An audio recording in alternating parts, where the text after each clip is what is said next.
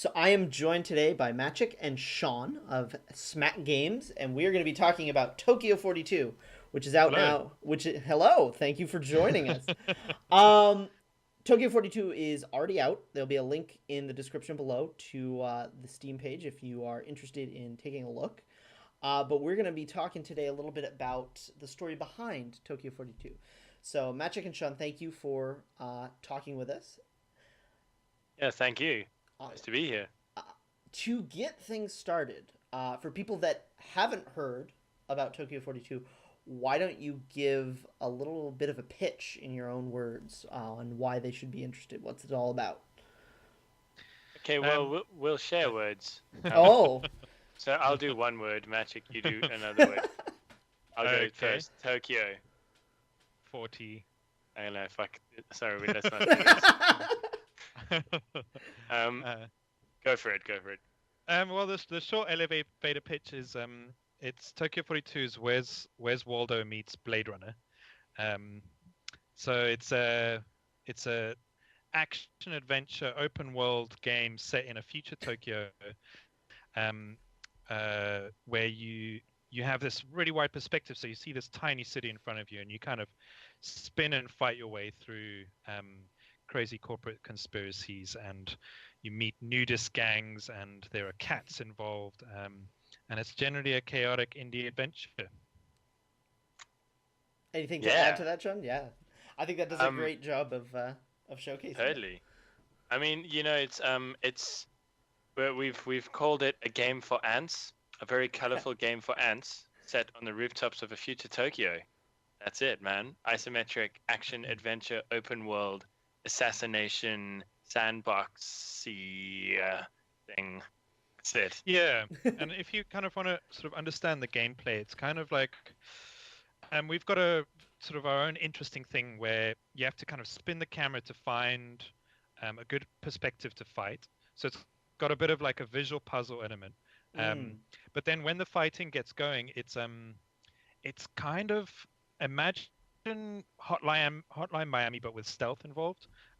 So very fast combat, very hard. Uh, and then you die a lot, and then you come back quick, and you die a lot. But you can sort of also stealth through sections, and because of the way our environment is, it's a fully vertical game. So you can climb up buildings to find sniper spots, and you can hide behind cover.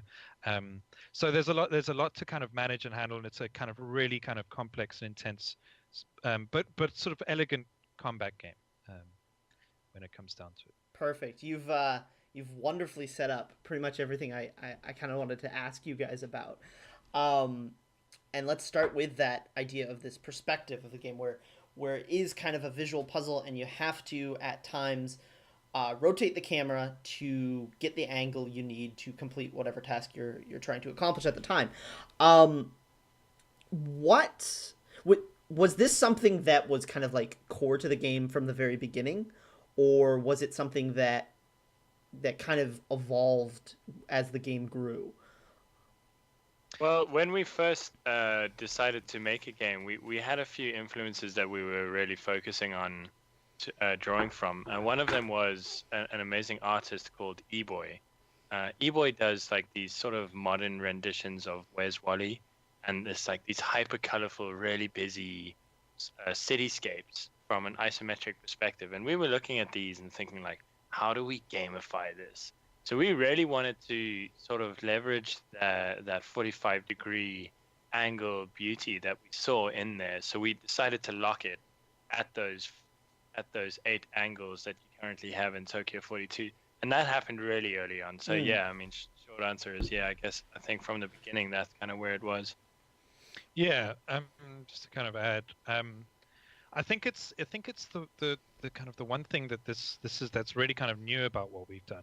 Um, as Sean says, we wanted to uh, have these sort of vibrant cityscapes, but on top of that, we also wanted to, because there's a long tradition of isometric games, but no one really tackles the idea of verticality, um, and that was one of the very first things we wanted to do. We wanted to try to free ourselves from the locked ground plane that you often see with, say, twin stick shooters. Mm. Um, uh, and there's a lot. It makes a lot of sense to be locked into the ground play because it kind of makes for very fluid, fast combat. But we really wanted to add a sort of exploration and vertical element.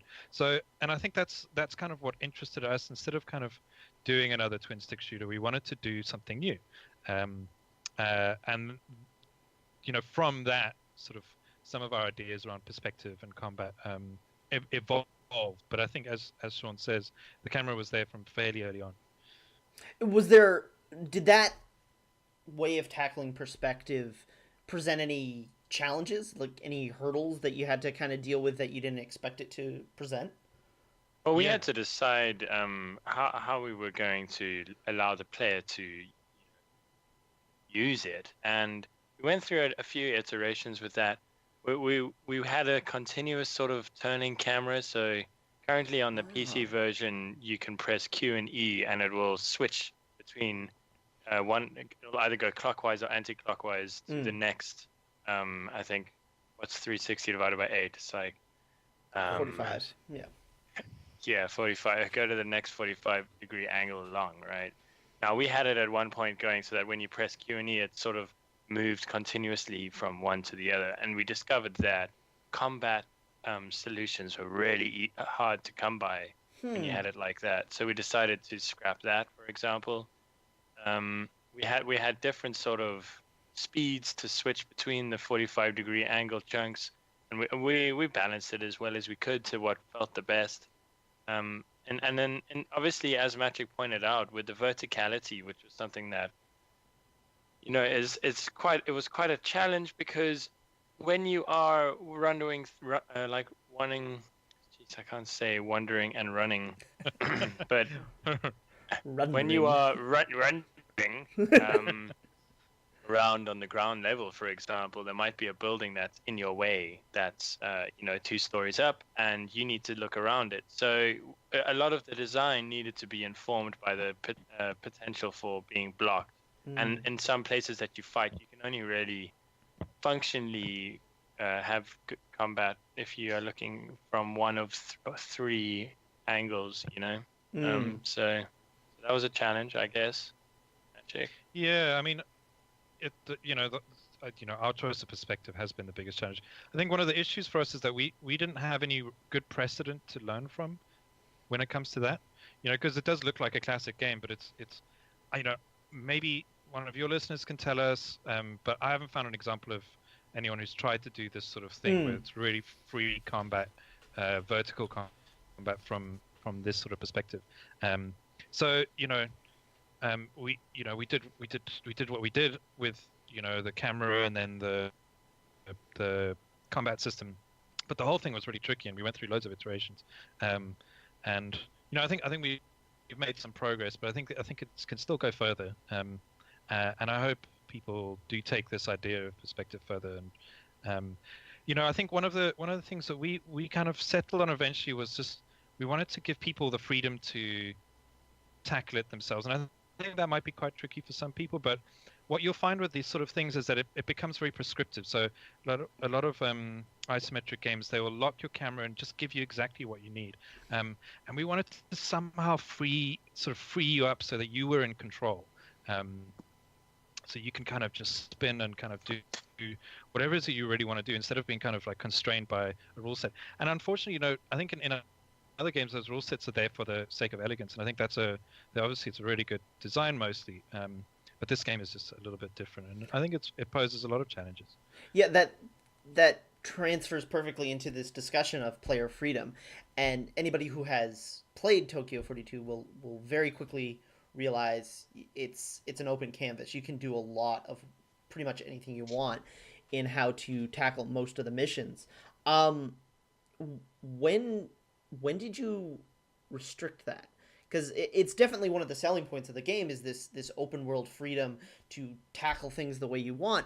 But I have to imagine that you didn't always want that to happen. And in specific cases with some specific missions, I noticed that, that you would restrict, certain missions would be stealth based, certain missions would have oftentimes optional requirements on a way to address it. How did you make those decisions? That was one thing that I was really interested in kind of hearing your thoughts on.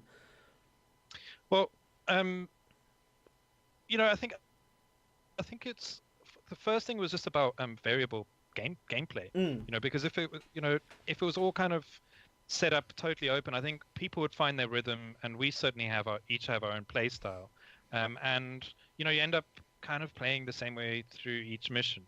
So some of the decisions were around variety. So just introducing maybe fixing it to a style that you haven't necessarily played. So be it stealth or combat, but also, in other instances, we just had some gameplay ideas we wanted to explore, and the mission kind of doesn't work as like an open freeform mission. In some of them, they just want to be something simple that just does one thing. So yeah, and the last thing is obviously narrative. For narrative reasons, there's the odd instance where exactly. We had some sort of narrative trick that we wanted to play. So yeah, that's. Also, we really wanted the player to know that you could do it in these other ways, because they may have just fallen into their playstyle really early on and then stuck with it, not knowing that there are other ways of doing things. So we figured, and I mean this probably is fairly obvious, but in some of the early missions you are encouraged strongly to either use stealth or use the stealth suit, or stealth is not an option and you will be shot at, and so on and so forth. Or track a cat is important, and tutorial based purposes basically. Yeah, that makes sense. And it's funny you mentioned this in regards to the perspective changing, because I went through that very thing in playing the game, where having that specific locked change of perspective, I think you're spot on, did kind of force you to address things in a certain way.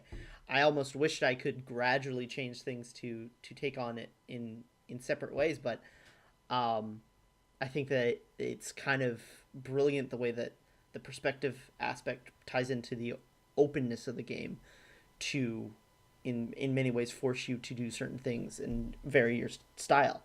Let's talk about the cloaking mechanic, because I'll admit at first it was one of the things that I thought was coolest about Tokyo 42, but I felt kind of I don't want to say didn't fit. It fit perfectly with the aesthetic and the world, but it seemed, in my experience, I wasn't using it very often. I actually didn't rely on it a lot. So what was your kind of design goal behind giving people this ability to not only wear disguises to blend into certain groups, but also to skin change, to throw people off their scent, so to speak? Yeah, I mean, the cloaking mechanics were always intended to be in the game, and that comes really to the fore when you consider that the game was initially a multiplayer prototype, and obviously in multiplayer, the changing skin is really important, because you don't want the enemy players to know who you are, and if they do know who you are, you don't want them to know anymore. So we always had it, and then as we got to the single player, we quickly found that the crouch stealthing was, some of those stealth puzzles were quite fun to make, and some of them were quite fun to play, and we sort of had these two paths, and then suddenly we were like, okay, well, we have these different factions, and we have these different suits that they can wear, and we needed to figure out a way to tie it in. So that's when we came up with the idea for Juice. And I know, and I think you're right in saying that it's not necessarily one of the more played through styles of gameplay, because the juice cost is really high. And when I say juice, I'm referring to the energy that your stealth suit uses. Yeah, so the energy use is quite high, so you can only use a specific outfit for a short period of time. Now, we've encouraged it in some of the missions where you might want to go up a specific set of stairs, and you have just the right amount of power to do that. But once you get to the top, then your stealth, you can't use that disguise anymore. So yeah, I mean, I think we probably could have done a little bit more with it, but it felt dangerous to kind of muddy the waters too much with the design principles, with the missions that we had made. We didn't want to overcomplicate things from a creation perspective, so that's where we kind of were. Another thing that happened was in testing, because people take the path of least resistance when playing games. When we had a lot of energy available to people, people would just totally exploit the stealth suit and skin change mechanics, and do a lot of save scumming sort of stuff where they'd stealth through things and then skin change at the right moment, and like essentially just be able to run through. And I'm sure that would have been fine for speedrunners, but in terms of gameplay, it kind of dulled the gameplay quite a lot. So we dialed it back at some point during testing, just to kind of make it a more binary system, which you can use like a skin change like once, maybe twice in a mission if you're full on energy, just to kind of get it just as a get out of jail free card. But as Sean says, we wanted to kind of focus the gameplay more towards the combat and sort of physical stealth, because we found that we found that more fun. Yeah, and just to add on again, the stealth in Tokyo 42 is really, I've heard other people refer to it as stealth light, and I think that's pretty fair. There's just line of sight stuff with an angle cone. Baddies don't see other baddies' dead bodies. They're like, once they de-aggro, they're not like suspicious, again, like they don't have like latent memory of stuff. It's all very stealth light, the AI. So we did like, it being a team of two, it kind of felt like a little bit dangerous to really beef it up, because, that was happening quite later on in the development process. So we had to just look at where we were and make that call, I think. No, I think that was a smart call to make, and it's funny in talking about this and the limited amount you can use these cloaking methods. I think you're exactly right, Sean. If I had the option, I probably would have used it a lot more. But being able to only use it a few times makes it feel a lot more valuable. It makes it feel a lot more powerful, which is it's just a good feeling for an ability like that. So moving from talking a little bit about the design goals of Tokyo 42 to your guys' background, what got you into independent game development? What's your stories? Well, I have been in sort of digital arts and digital sort of design for a long time. Just as a quick outline, sort of, I'm Maciek, and I do all the graphics and animation on the project, and Sean does everything else. So all the code, AI, networking, everything. So yeah, I mean, I've been working in digital for a very long time, and I've done a few sort of online social gaming things, but not game, kind of like imagine sort of Instagrammy style games thing. And I've always wanted to make games, and for me it was an opportunity. Sean was moving to London from Cape Town, and it was an opportunity to test some stuff which we hadn't done before. So we kind of jumped in. I mean, that's my side of it. Yeah, I mean, Maciek and I have always played games together. I mean, we're brothers as well. I don't know if anyone's mentioned that yet. We grew up together playing games, on the Commodore 64, and it's been a massive part of our lives individually and our relationship as well. So when I did move over from Cape Town to the UK, and Maciek gave me his living room couch to live on for a few months, we were just like, Maciek took some weeks off work, and I was looking for a job, not having one, and we decided to just learn Unity really, and just mess around and see what we could come up with. We had briefly discussed it over the phone, I think, and then we started putting it together. And then as I moved out, got a job, Maciek and I sort of remotely started putting things together and meeting up every now and then. And so really we got into it as an experiment for, whether it was possible. And then once we had the prototype together, Maciek organized a ticket for an event called Interface, which is basically a speed dating sort of meetup with aspiring developers and publishers who are looking to potentially publish games. And we met with Mode 7 there. And it was like all of a sudden like, whoa, okay, maybe we're actually going to be game developers, which is weird and is now awesome. Cool. We like to ask developers what not only served as the inspiration for the game we're talking about, Tokyo 42, but as your inspiration for pursuing games as a career. So you talked about playing games together growing up. Were there any games that you remember from your childhood that were kind of like, okay, this is the game that started me on the path? Yeah, I mean, geez, like Sean says, Definitely. we started on the Amiga, so a lot of the early Sensible Software stuff was huge for us. So games like Sensible Soccer and Cannon Fodder. But I think in the family house, I think one of the first games that we really got into with the whole family was Lemmings. Yeah. Which was just like everyone, everyone and their dog was, trying to beat the levels. So I think, for me, that was kind of like the starting point. Yeah, definitely. I mean, Cannon Fodder was a huge one, as Maciek mentioned. I think I've tried to make Cannon Fodder in Flash when I was like 16 or something as well, and it was really bad and difficult. So I guess that was a huge inspiration. And yeah, the Sensible Soccer from those early days. And then we were lucky enough to get the PS1 on console, and I absolutely loved SquareSoft games. Well, Final Fantasy VII in particular. And we used to play Tekken tournaments like non-stop.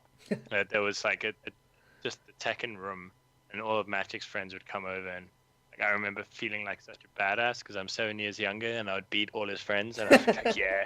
And then they would just like kick me out to make coffee for them or something. But yeah, no, Yeah, and totally like Ridge Racer shitloads, man. Yeah, I think for a long time, and it still actually remains, I think one of the perfect things in the world was Wipeout 3. For me, it was like a perfect thing, a perfect product, because it was still Designers Republic doing all the design stuff, and Psygnosis obviously doing, perfecting their game, and then the soundtrack was amazing, and just the whole package, I couldn't find a single fault with it. It was just perfect. Like, it was fast and smooth, and like it's so edgy, but it had nothing spare to it.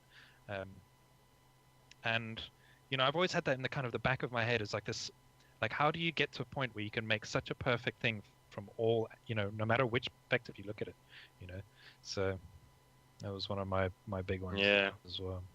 Perfect. So to bring this to a close, the last thing we like to ask developers is what projects in the vast sea of indie games that's out there right now have caught their eye. Are there any other development teams you want to give a shout out to, or indie projects that you're really excited for? Cuphead. Cuphead. Yeah, that's from MDHR, isn't it? Mm-hmm. Yeah. I think we're all looking forward to Cuphead. I mean, well, we've like on the road to release, we've met some indie game peeps at these events we've been to, and there's some amazing stuff being made. Like, one of note is a game called Abandoned Ship, or as I like to call it, Abandom Ship, because they made a typo at the PC Gamer Weekend event, and now it's this stuff. Maciek, do you remember the studio who's making that? Abandoned Ship. No, but I can look it up. Okay, well, it's basically like a roguelike sort of, as far as I understand it, it's like a roguelike pirate ship sort of combat, and I can't tell. Definitely look it up though. It looks beautiful. It looks fantastic. And then Fireblade. we've got it. Fireblade. Fireblade. Okay, Cool. There's another game called Maciek Kim. What's coming up in the next year or two. Which one? Utopia. Utopia. Yeah, interesting game. Utopia, yeah. Utopia. Yeah. What's spelled Utopia? That's kind of a working title. Yeah, but definitely shout out to them, right? I mean, they're doing some pretty interesting stuff there for sure. Yeah, and one last one is I still don't know what the gameplay is, but I don't know if you remember from a couple of years back from the Sony conference, there was this game called Before, that now Face Punch is publishing, made by Bill Lowe, and it's kind of like this prehistoric survival game. Yeah, I do remember that. I don't know and it kind of like had a little bit of like a populous feel from the trailers. Totally. But I really want to see what the actual gameplay is, because it's being published by the guys who publish Rust and Gary's Mod and stuff, and there's a lot of nudity, like super low res, sort of pure Low poly 3D, balls. low poly decks. Yeah. Do you know we had to censor our characters in our game? Because one pixel of penis is too many pixels. That is so surprising. You couldn't even get by with 1 pixel? No. Wow. I think because it's on forms, they don't actually check the pictures. So the question is there nudity in your game? Yes, no. And we were kind of sitting there going, well, you can't see it, but there is. So yeah. Oh, that's a fantastic little story, in fact, to end on. Maciek and Sean, thank you very much for giving us a little bit of insight into the design process and design thoughts of Tokyo 42, and telling us a little bit about your guys' history. Yeah, thank you very much, man. It's a pleasure to be here. Yeah, absolute pleasure. So you can find in the comments below our review of Tokyo 42, as well as a link to the Steam page if you are interested in playing this fantastic, sneaky, turny, open worldy, what was it? Tokyo Blade Runner mishmash. Yeah, Where's Waldo meets Blade Runner. I think that is the best description I've heard, so that's fantastic.